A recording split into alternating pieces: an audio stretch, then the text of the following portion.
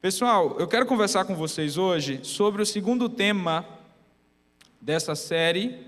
O primeiro foi um coração de pedra. A gente conversou um pouco a respeito de Faraó e um pouco a respeito do que ele pensava sobre Deus, sobre quem ele era. E nós hoje também iremos conversar a respeito desse segundo tema, um coração gelado. E de fato você vai entender que gelado significa o quê? Frio, um coração frio. Antes de entrar no tema, de fato, quero contar uma história para vocês entenderem. Quando eu era garoto, eu estava no 5º ano do Fundamental 1, é isso mesmo? É, né? Fundamental 1. E nessa época eu estava aprendendo a tabuada, e aí eu estava decorando tudo, né? Não só eu, mas toda a turma. E a gente estava muito empolgado com tudo isso, e eu estava me achando demais, porque estava decorando ali 5 vezes 5, 25. 9 vezes 9, 81. Então, cara, quem é a calculadora diante de mim, né? Pensava eu. Não só eu, mas a gurizada. Aí um dia a professora do 5º ano resolveu marcar uma disputa entre os meninos do 5º ano versus o 6º. E o 6º ano tinha uma menina que eu me interessava por ela. E aí eu pensei, eu vou mostrar para todos os meninos do 5º ano e do 6º ano quem eu sou. Só que essa menina gostava de um menino do 6º ano. Então eu falei assim, agora é o momento de eu mostrar quem eu sou. Eu estava seguro de mim, estava me achando, revisei toda a tabuada, falei, ninguém vai me vencer. Beleza. Chega o dia, está toda a turma junta assim, eu estou seguro de mim, certo de que eu vou vencer, e aí a professora vai fazer o sorteio, né, das duas turmas. Por acaso, talvez, destino, a menina que a pessoa que foi sorteada foi a menina que eu estava gostando. Eu falei, é agora.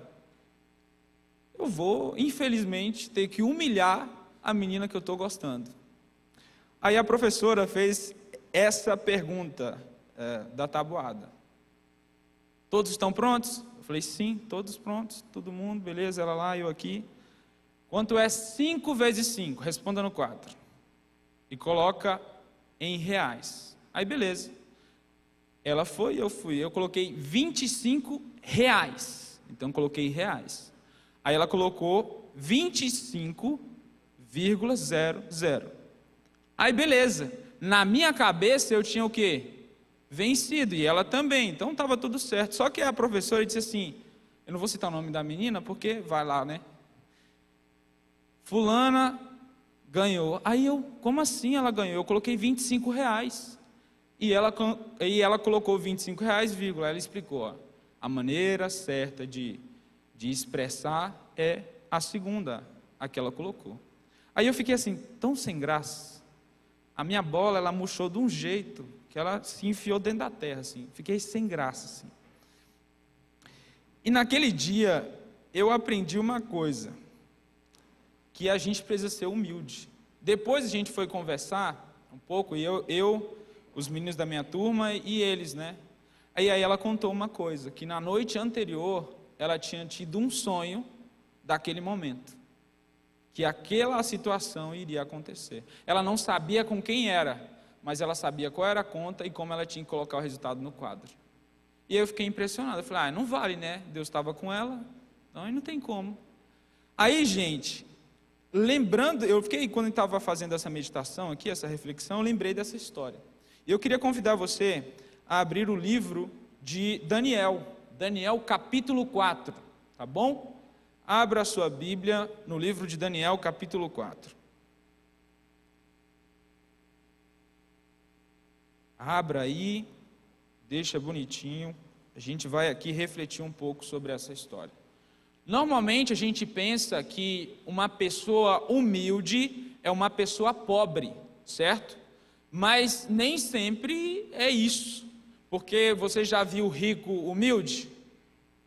Já conheceu algum rico humilde? Mas já conheceu algum pobre orgulhoso? Eu acho que é o pior tipo de gente que existe, né? Além de ser pobre, é orgulhoso. Aí fica feio. Mas a ideia de orgulho, ela não está definida em classes, tá? Mas de fato na natureza humana. Antes da gente partir para o capítulo 4, eu queria aqui com vocês apenas lembrar o que acontece no capítulo 2. No capítulo 2, gente, acontece um evento muito importante, que vai ser quando o faraó vai construir uma estátua de ouro, que é uma memória bem conhecida entre nós. E aí, os 3 jovens, Sadraque, Mesaque e Abednego, o que eles vão fazer? Eles vão resistir. Nabucodonosor vai jogar eles aonde? Na fornalha. Por consequência, aquele momento é usado por Deus para glorificar o nome dele. O faraó é mal sucedido no ato de querer exterminar os meninos, e Deus naquele momento aproveita aquela oportunidade. E aí os meninos agora saem da fornalha e acontecem aqui algumas coisas. Se vocês olharem no capítulo 3, Nabucodonosor vai louvar o Deus de Sadraque, Mesaque e Abednego.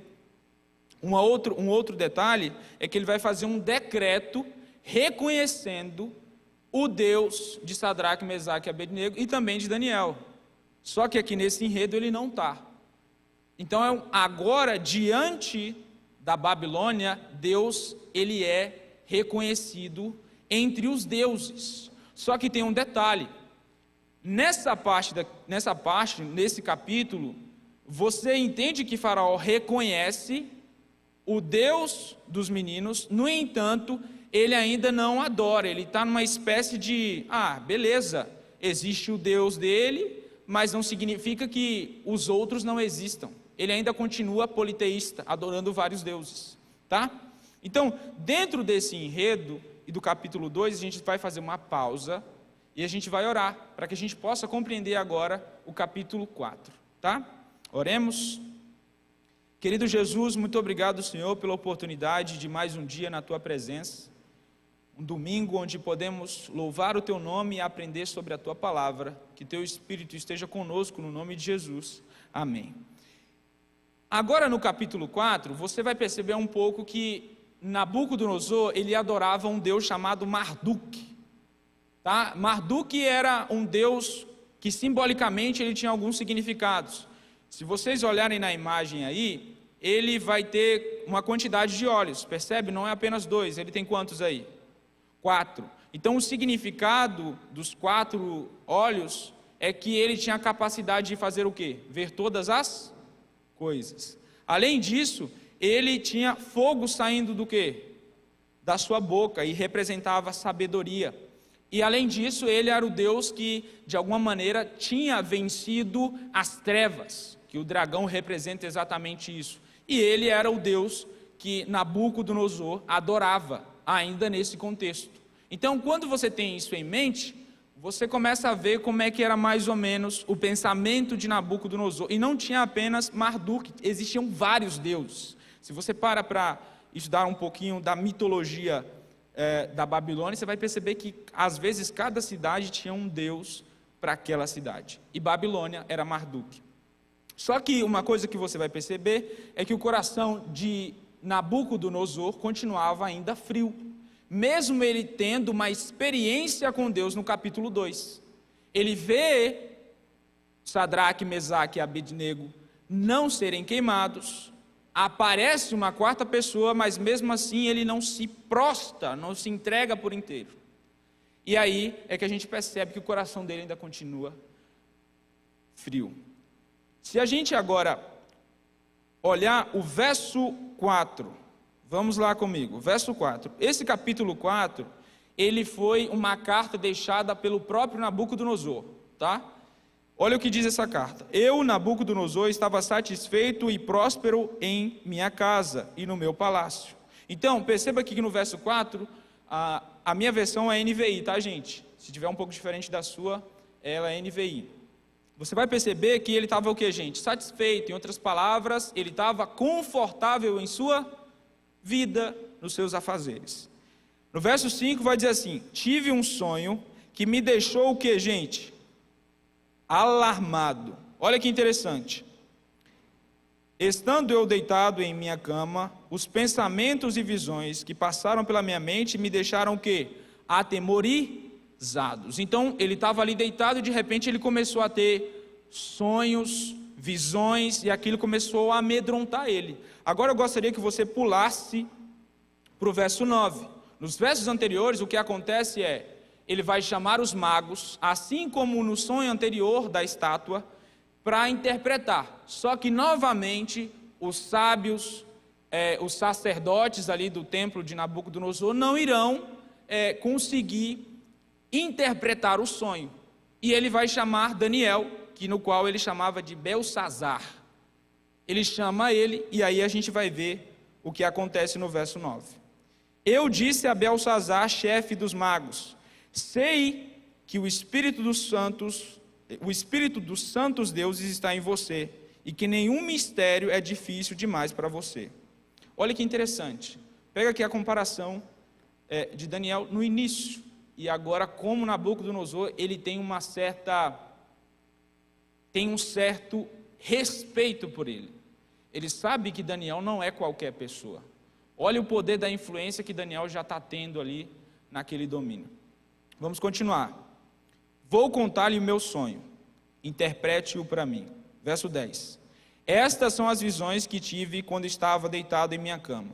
Olhei e diante de mim estava uma árvore muito alta no meio da terra. Verso 11, a árvore cresceu tanto que a sua copa encostou aonde, gente? No céu. Era visível até os confins da... Alguém aqui imagina o tamanho dessa árvore? Olha que interessante, vamos agora continuar. Verso 12, tinha belas folhas, muitos frutos, e nela havia um alimento para todos. Debaixo dela havia animais do campo que se abrigavam ali, e as aves do céu viviam em seus galhos. Todas as criaturas se alimentavam daquela árvore. Olha que interessante, amigos.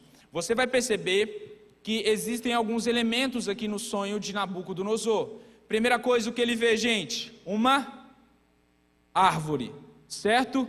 E ao mesmo tempo ele vai ver animais e vai ver pássaros. Vamos continuar. Verso 13. Nas visões que tive, deitado em minha cama, olhei diante de mim uma sentinela e um anjo que descia do céu, e ele gritou em alta voz: derrubem a árvore, e cortem os seus galhos, arranquem as suas folhas e espalhem os seus frutos. Fujam os animais debaixo dela e as aves dos seus galhos. Mas deixem o tronco e as suas raízes presos com ferro e bronze. Fique ele no chão, em meio à relva do campo. Olha que interessante. Aqui tem um segundo ato desse sonho. Primeiro ato mostra tudo bonito, tá? A árvore, os animais. No segundo aparece um anjo dizendo, derruba, corta. Entenderam? 2 atos no sonho de Nabucodonosor. Vamos continuar no verso 16. A mente humana lhe seria retirada, e ele será como um animal, até que se passem 7 tempos. Tá? E o que significa tempos em Daniel? Anos. Muito bom, vamos continuar. Já são 7 anos. Muito bom, já começaram a entender. Esse é o meu sonho, disse Nabucodonosor. Agora, Belsazar, diga-me o significado do sonho, pois nenhum dos sábios do meu reino consegue interpretar para mim. É certo você, porque tem o espírito dos deuses. E aqui, mais uma vez, Nabucodonosor reconhece que Daniel era diferente. E agora, amigos, a gente começa a ver aqui alguns significados. Como eu já disse para vocês, ele sonha com uma árvore, tá? Mas a árvore, na tradição babilônica, ela significava nação. O doutor Rodrigo Silva, ele vai dizer que o reino era comparado ao quê? Ao rei. Então, essa grande árvore era, ao mesmo tempo, Babilônia, mas também era quem? O rei. Ele estava se referindo aos dois, porque Babilônia era a maior potência mundial na época. E um outro aspecto que vocês vão perceber é a ideia das aves. São estrangeiros, era como se fosse os Estados Unidos ou até mesmo o Brasil, onde vem estrangeiros para trabalhar, vem estrangeiros para sobreviver aqui. Então Babilônia era uma fonte de riqueza, uma fonte de sobrevivência. Entendem? E aí vocês vão perceber que além disso, existia a ideia de tempo, né? Que como o capítulo 4 ele é escrito em aramaico, Hidan significa tempos ou anos. E no verso que a gente viu aqui, 16, isso ia acontecer num período de 7 anos. Duraria 7 anos esse acontecimento. Tá, mas beleza, pastor, o que significa então e para quem esse sonho tinha um significado? Olha a reação de Daniel. Gente, vocês têm que entrar comigo no texto, tá? É uma mensagem expositiva. Então você tem que olhar para o texto. Olha o verso 19. Verso 19 diz assim: então Daniel, também chamado Beltsazar, ficou estarrecido por algum tempo, e seus pensamentos o deixaram o que, gente? Então o rei disse: Beltsazar, não deixe que o sonho ou a sua interpretação o assuste. Você vai perceber que interessante aqui. Daniel, quando ele ouve o sonho e ele tem a interpretação, o que ele faz? Ele se assusta, ele fica atemorizado. Olha o que ele vai dizer agora, ó. No verso ainda 19: meu senhor, quem dera que o sonho se aplicasse aos seus inimigos. Ele fala assim: olha, queria eu que esse sonho se aplicasse aos seus inimigos. No entanto, esse sonho estava sendo aplicado a quem? Agora você vai olhar comigo o verso 20. A árvore que você viu, que cresceu e ficou enorme, cuja as flores encostaram o céu, e era visível em toda a terra, com belas folhas e muitos frutos, no qual havia alimento para todos, e aves ao seu redor. Essa árvore é você, ó rei. Tu te tornaste grande e poderoso, pois a tua grandeza cresceu até alcançar o céu, e o teu domínio se estendeu até os confins da terra. Então, Daniel já diz: amigo, queria eu que esse sonho não fosse contigo, mas você vai entender o que vai acontecer. Verso então 23. Tu, ó rei, viste também uma sentinela. O anjo que descia do céu dizia: derrubem a árvore e destruam-na, mas deixem o toco e as suas raízes presos com ferro e bronze. Fique ele no chão, em meio à relva. Ele está repetindo, e ele vai dar a interpretação no verso 24. Essa é a interpretação, rei. Este decreto é do Altíssimo. Tu serás expulso do meio dos homens, e viverás como animal selvagem, e comerá o que, gente? Capim no meio dos bois. Olha que interessante. Isso aqui acontece como uma espécie de advertência para Nabucodonosor. No verso 24 até o 27, o que Daniel vai dizer para ele é: rei, você precisa se arrepender. Tanto que no verso 27 vai dizer assim: portanto, ó rei, aceita o meu conselho, renuncie os teus pecados e a tua maldade. E você vai ver que Daniel, além de interpretar os sonhos, ele vai dar o que também, gente? Uma solução. Tinha um aspecto aqui religioso, redentivo. Ele tinha que abandonar os seus pecados, a sua maldade, e também um aspecto mais ético, porque Nabucodonosor, ele estava destruindo nações, como é uma ideia meio darwinista, né? A ideia de que o maior sempre sobrevive, né? Essa ideia era mais ou menos o pensamento de Nabucodonosor. Ele estava destruindo países e nações ao redor. E aí Deus vai inculcar, tentar trabalhar no coração dele para que ele pratique a justiça e a bondade. Beleza. Nesse primeiro ato da história, Daniel dá a interpretação, dá a advertência, só que vocês vão continuar vendo o verso. Olha que interessante. Você vai perceber que o coração desse homem continua o que, gente? Frio. Frio. A maldade esfriou o coração dele. E é isso que eu acho interessante, porque o ser humano, ele tem um coração muito frio para as coisas de Deus. Deus manda um sonho, depois prova para ele que nenhum dos intérpretes dele pode interpretar, dar a solução, vem novamente Daniel, dá o sonho e olha o que acontece. Verso 28. Tudo isso aconteceu com o rei Nabucodonosor.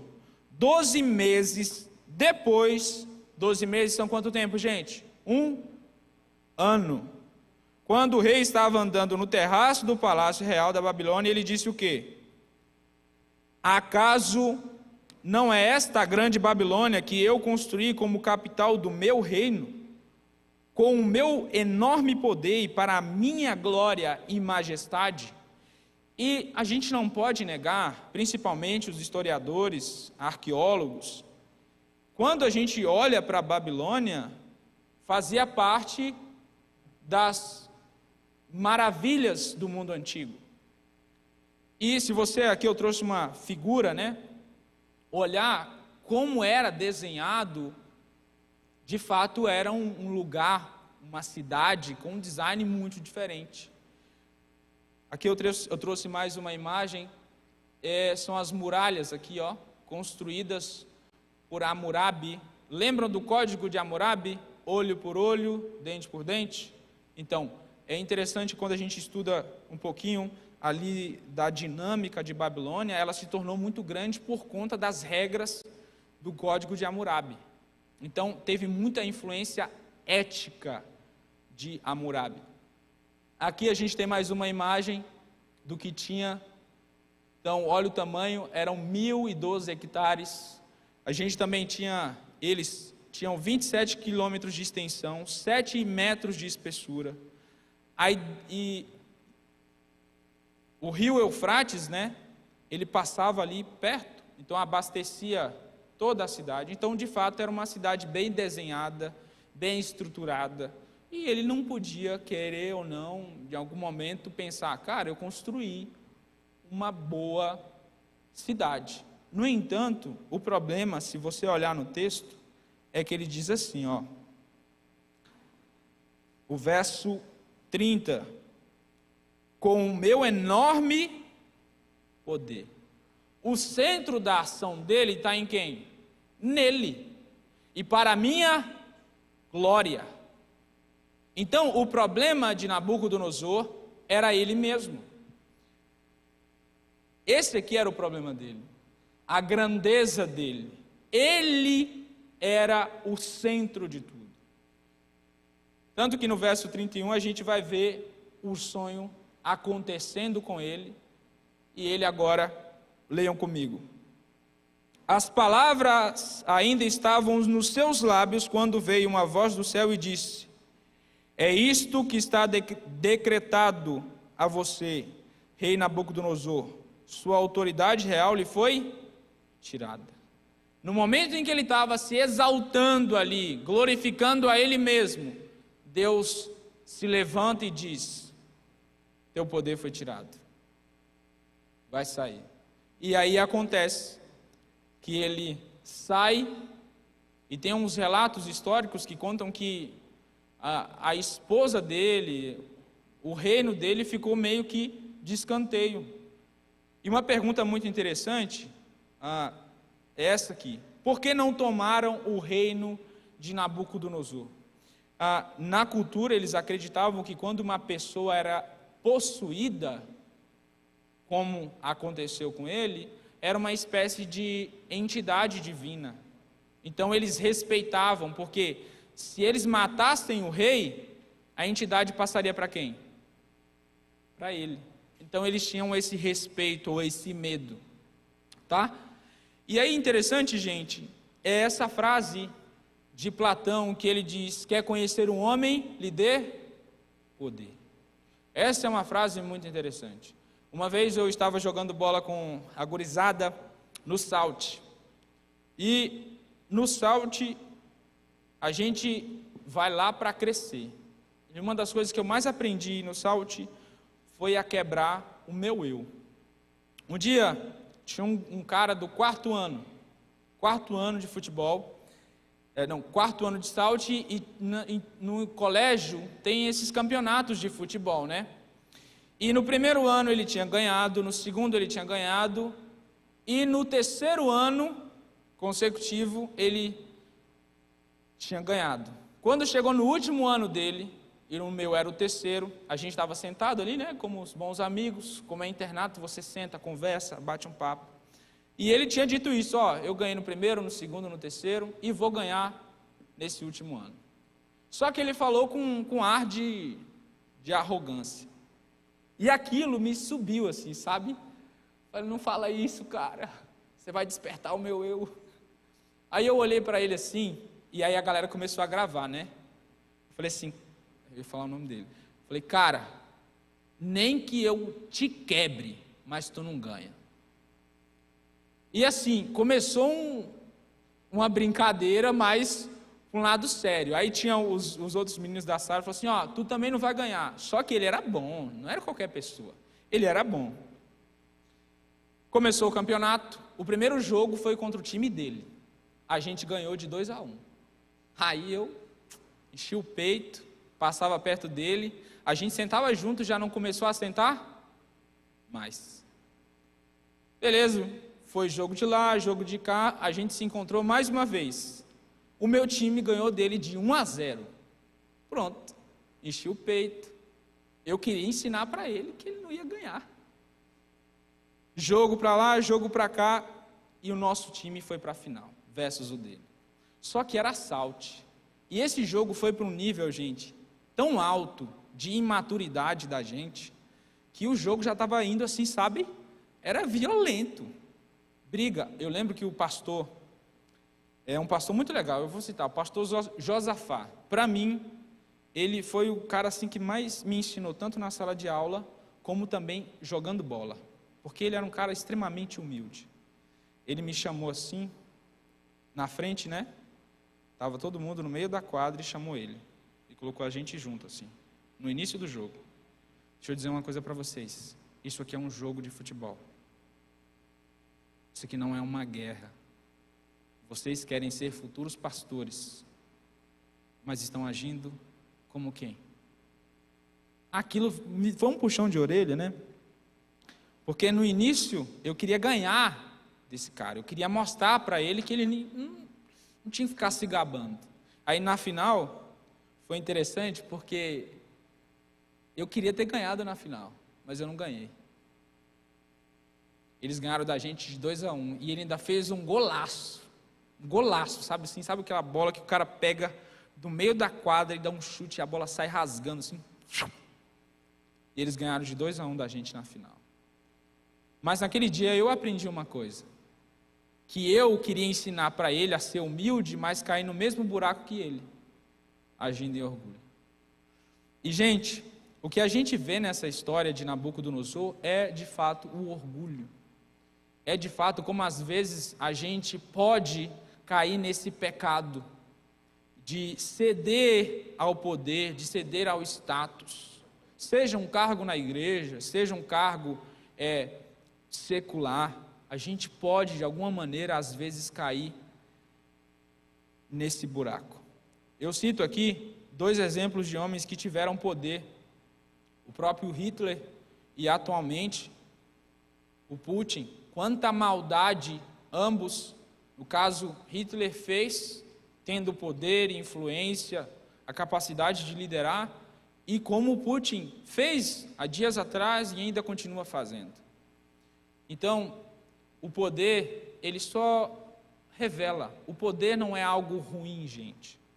É como a coragem, não é algo ruim. O policial é bom ou não? O policial é corajoso, sim ou não? O bandido é corajoso também? Perceba que é uma virtude que ela serve para ambos os lados. A mesma coisa é o poder. Então, depende da maneira como você usa ele. C.S. Lewis, ele vai dizer o seguinte: o sofrimento é o megafone de Deus para um coração endurecido. Eu percebo que essa foi a estratégia de Deus para com Nabucodonosor, e muitas vezes é uma estratégia que ele usa para mim e para você. Ele coloca a gente em situações, ele permite situações acontecer com você e comigo, assim como aquela situação no 5º ano, assim como essa também no SALT, para quebrar esse sentimento que a gente tem às vezes sobre nós, sabe? E se você veio à casa de Deus e isso tem acontecido ou vai acontecer com você, respira, se permita ser quebrado por Deus. Daniel capítulo 4, verso 34, vai dizer assim, já na última fase da história de Nabucodonosor: ao fim daquele período, eu, Nabucodonosor, levantei os olhos ao céu e percebi que o meu entendimento tinha o que, gente?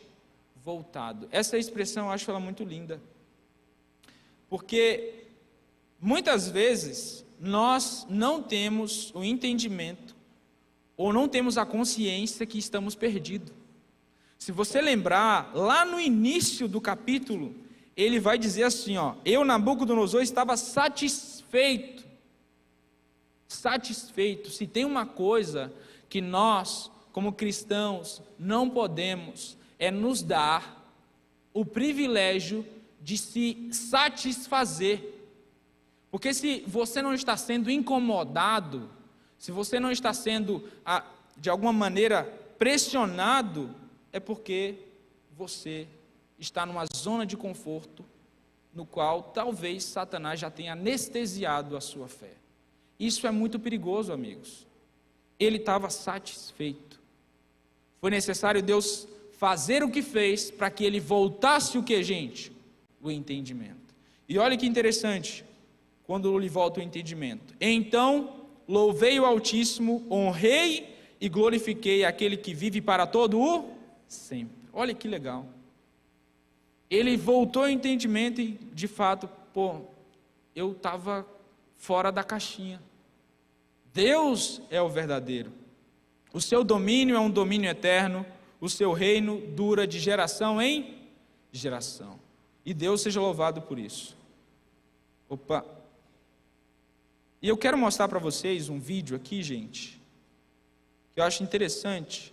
Deixa eu ver se vai dar certo. É aqui. Acho que não vai dar. Aqui. Tem como aumentar o som para a gente? Alguém já ouviu falar do Bozo? Do palhaço Bozo? Ele é ali da década de 90.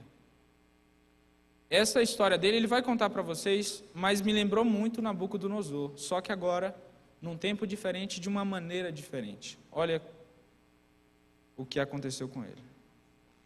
5 meses se passaram sem a minha esposa, eu estava sem dinheiro, sem fama, sem sucesso. Os meus amigos me abandonaram todos. Motivado. O Ronaldinho Gaúcho não foi mais na sua casa. Ronaldinho Gaúcho, nenhum amigo meu, nenhum.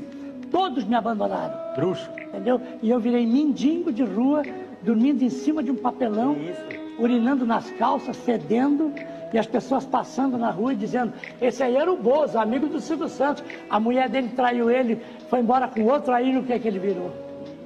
E aí, estou dormindo numa noite fria do mês de agosto do ano de 2000, em Balneário Camboriú. Toda a cidade de Balneário Camboriú sabia o que tinha acontecido comigo. Aí, Jesus Cristo aparece em sonho para mim. E um resplendor de luz do céu veio e uma voz disse: filho, eu sempre te amei. Mas a tua riqueza, a tua fama, o teu sucesso nunca deixou eu chegar perto de você. Eu permiti que tudo isso acontecesse na tua vida para vir hoje aqui dizer: a partir de agora, eu vou cuidar de você e você vai ser um grande vaso em minhas mãos. E aí, fui para a igreja, aceitei Jesus como único Salvador, nunca mais usei droga, Nunca mais Foi bebi. fácil assim? Não teve mais vontade de usar droga? Ou você teve uma batalha? Não, porque quando Jesus entra na tua vida, acabou. A Bíblia diz, se alguém está em Cristo, nova criatura é. As coisas velhas já passaram e eis que tudo se fez novo. E a mulher voltou?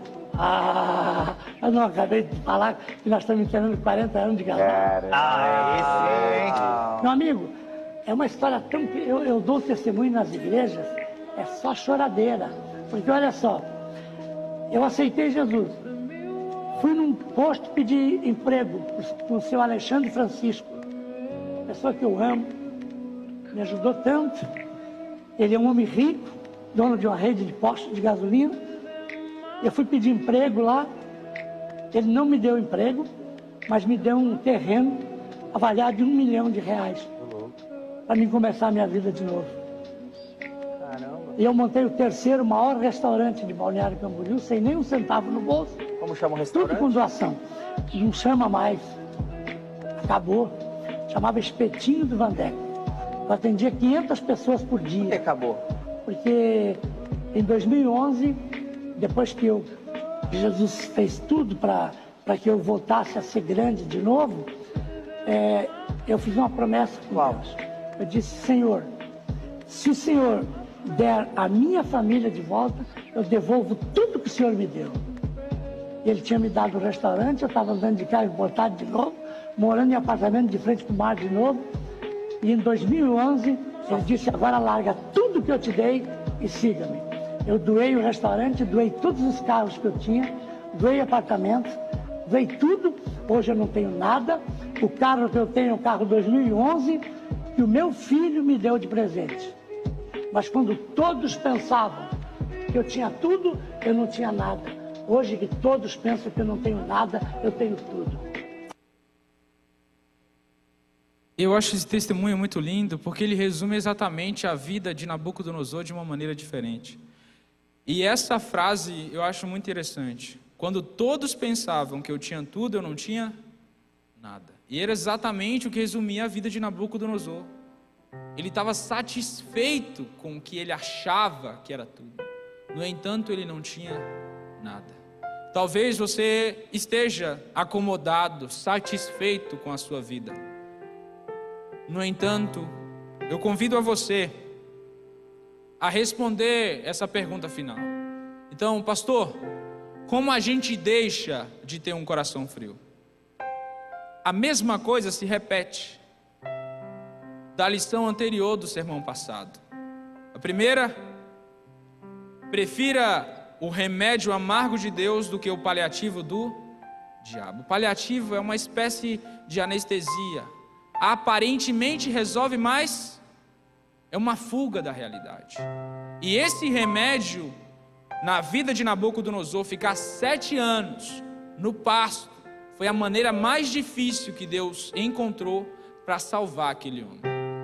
Então, se está acontecendo algo com você, com a sua família, com um irmão seu, talvez seja a permissão de Deus para salvá-lo do pecado.